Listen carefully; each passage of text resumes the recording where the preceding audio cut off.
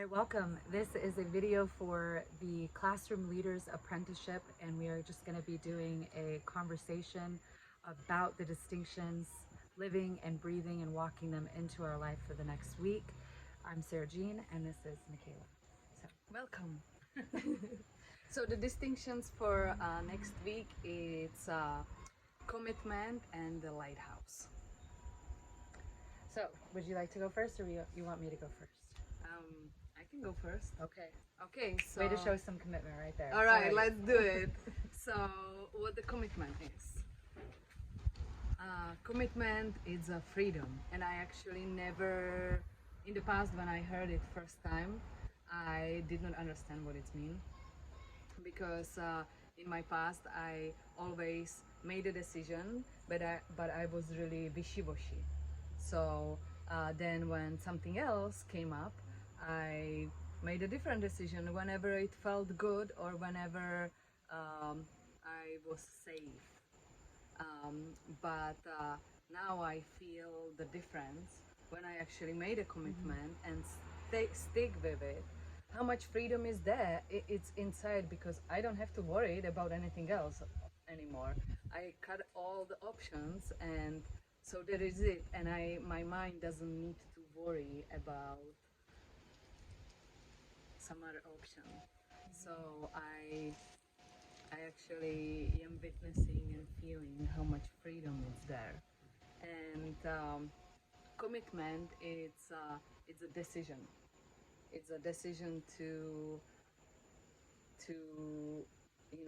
you can have this period before you decide, but then when you decide, you jump in and you are all in, and that's mean that you cut all the other options and you stick with that until the miracle happen.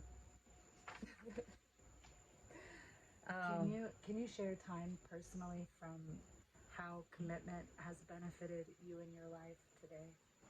Like, what was the biggest commitment that you did, and it provided this for you? Oh, thank you for that question. I feel that was around exactly a year ago when I was in the very dark place, and my victim and survival mentality tried all the ways. And at some point, I made a decision that whatever it will take, I will I will get home. And I did not know exactly how it looked like, but I was sent to fade home. And my commitment or my intention go there was to find Jesus, because I was speaking about him, but thinking that I know him, but I actually did not know him. And mantra what I get there was stay until miracle happen. And this actually keep me going. Like I did not have a freedom at that moment. I did not know, like it was a really hard period of my life, but it was like this, like, okay, stay until miracle happens, stay until miracle happen. And that was that commitment would actually keep me going. And that miracle happened. And after a couple months I was able to come back, and come back actually directly back to Earthwaking village. And from that point I feel that the miracles started to happen in my life. And my relationships are healed, and my family is together. Yeah, that's true. And like things what are not possible are actually possible. So I'm just really grateful for that, and I feel that power inside of that commitment. Thank you for sharing that. You're welcome. I've seen you transform in your commitment. When you get committed to something, you stick to it all the way, and you just let everything else kind of shed itself. Like you're shedding the layers of what doesn't belong anymore. The practices, all the kind of stuff, the habits that we formulate, and you're just shedding them. And especially around your relationship with Bradley and Peter. He lives in the village, and the kids, like it's now echoing throughout generations. You can see your children being affected by it, and it's just really beautiful. Yeah, I could not ever imagine that with my ex-husband or dad of my children, when we divorced, that this could be possible, actually live in the same place. And right now we are living in the same village. I know, And- not even, I think it's like maybe 30 steps away, the houses. right? And every week we have like a family dinner together with Bradley and kids and August Rose and Peter, and they are working together on the divine law. So it's just really beautiful to witness what's possible. And I actually remember a moment, it was like a year and a half ago. I had some discussion with Peter, and there was like a lot of energy between us. And he said, well, it's done and our relationship will never be healed. And at that moment, like, it stink. Yeah. And I was like, no, this is not true. This is not true. This will get healed. And I know that, like, I felt it inside of me, and I did not know how to express because we weren't like able to communicate. But it happened. A year and a half later, but That's thank God for Jesus. right. Yeah. When you commit yourself to Jesus. Then miracles are happening. Yeah. hmm Yeah. So yeah, I actually want to encourage everyone who went through like difficult relationships and broke up. Like, it's a possible to heal that. It's a possible to forgive that, and it's possible that it's a possible.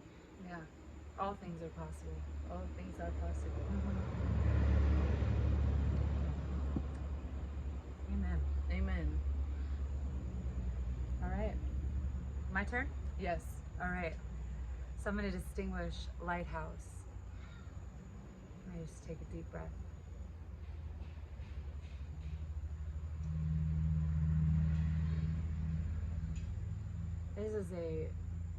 Uh, this is a very powerful word for me, because for me, I believe it's where you stand firm inside of your faith and you shine your light 360 degrees, 24 hours a day, 365 days. You're unmovable, you're unshakable. You can weather any storm. You can be unshakable through any tides because you are firm in the truth. You're firm in what you believe in. Like a lighthouse literally points people to safe passage home. Like all the ships that are out at sea that might be lost or, needing to find their way. And it points to hazardous rocks that are on the coastline to have a safe journey. And that's what I feel like I'm called to do as a classroom leader. Being inside of this body of classroom leaders is to shine a light, to point to, hey, you're going off course. These are rocky waters. You might want to anchor down for a minute. So lighthouses also don't go jumping in the boats trying to chase the boats around, because what would happen?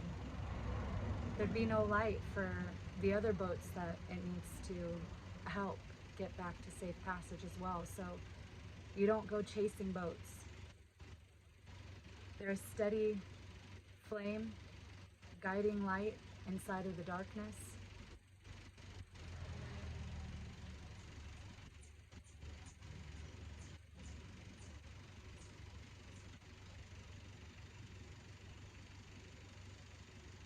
Yeah. They're not, they're not built of stone or steel. It's literally full of the Spirit. Like it's your house, your temple. It's full of light. And sometimes we get mud on it. Sometimes we believe old lies or old stories or old beliefs about ourselves, and we got to get it cleaned up and washed off, and that's okay. You know, you're still standing firm on firm foundation. That firm foundation is Jesus Christ for me, and it is His Word. It is the Bible. And I mean, that's literally the pointer to all pointers of like, hey, this is where you're off course, this is where you're on course, this is where you need Him. Like in our weaknesses, is His strength. And so I want to be filled up with His light. I want this house filled up with all of His light. And I remember where I was about. I was back in the States, and I just had this dull little flicker that was inside of me. I was riddled with sin. Like, I probably broke every single commandment that there ever was. Adultery, fornication, sexual immorality. Like, you name them, I probably did it. But that did not stop the unwavering love of God who came after me and pointed me home. He pointed me to lighthouses that showed me the way. And my ship was sinking. My family was sinking. I saw so many things happening in my life that, I mean, I can even feel the pain that's coming up inside of me around that feeling of watching my daughter try to commit suicide. I had suicidal tendencies. My ex-husband, you know, like there was just so many things that was happening inside of our relationships that I could just see that it was just so painful. Like it was a world that wasn't even for us. It was built on lies to crush us and saying that if you don't succeed the way that I want you to, or you achieve the way that I want you to, then you're less than. You're less than perfect. And that's not what God says about us. That is not what He says about us. He says that we are perfectly and wonderfully made. We are not built on labels or titles or anything like that. But the biggest thing was that when I found a lighthouse, they told me to jump off the ship because somebody needs to go get help. And what ended up happening for me is that when I got to safe shores, I now am a beacon. I'm a lighthouse for other people as well.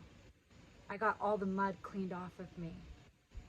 And now I'm able to shine brighter than ever before. And I'm standing firm in my faith and His foundation. For anybody that has walked a similar path, and you might think that you're not good enough, or that you're not worthy enough, or that you don't deserve it. Well, those are all lies, and He loves you exactly right where you're at right now in all of that, and He's coming to get you and bring you home.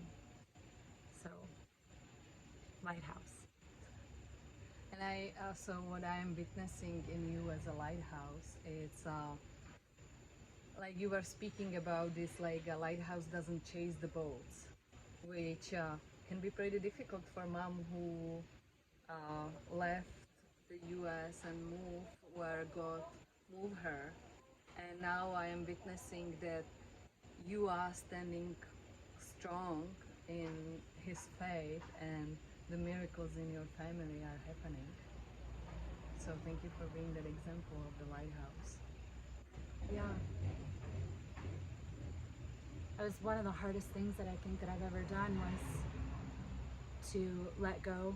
I have 2 children, and Kiara and Kate. My heart, I love them so much. And it was the hardest thing, but we needed help. I needed my Savior. I needed help. We were sinking, and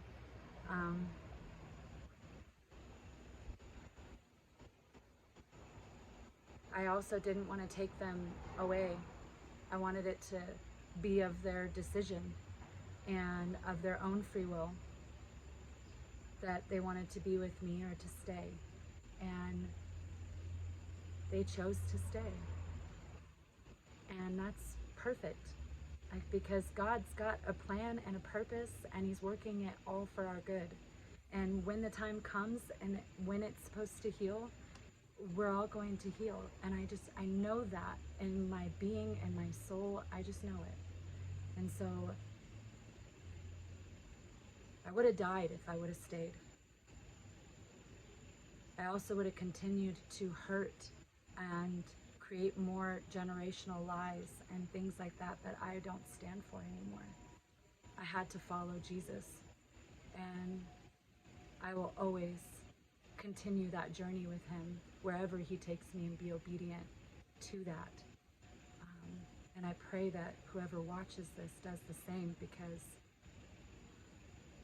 our children's need it. This is borrowed time and borrowed land for them, and what are we leaving for them? I want to leave a world where they don't have to completely deny themselves of who they actually are to fit some type of mold that the world says that they need to fit. I want to leave a world where they are abundant with food, with shelter, with community that loves them unconditionally and supports them in who God says that they are, not what the world says that they need to be. And so that's the kind of family that we are here with today, and I'm just like, I'm on fire. That totally just got me going. So yeah, Thank God. thank God. So I also just want to share that this is a testimony of our journeys, and if this has impacted you in any way and you want to learn how to communicate and have a voice about the things that you are going through, how to share with the world the journeys that you've been through, and turn your pain into a message for the world. How we were able to do that was through the Visionary Leadership Program. And I've been doing it for now almost 5 years, and we are now an apprenticeship. We said that at the beginning of this podcast, and we're apprenticing to be able to lead, to guide people to the transformation of loving each other and commitment to freedom. So if this has touched you in any way and you share or relate in any type of way, we'd love for you to join us on your journey, and there'll be support links for you down below. So thank you.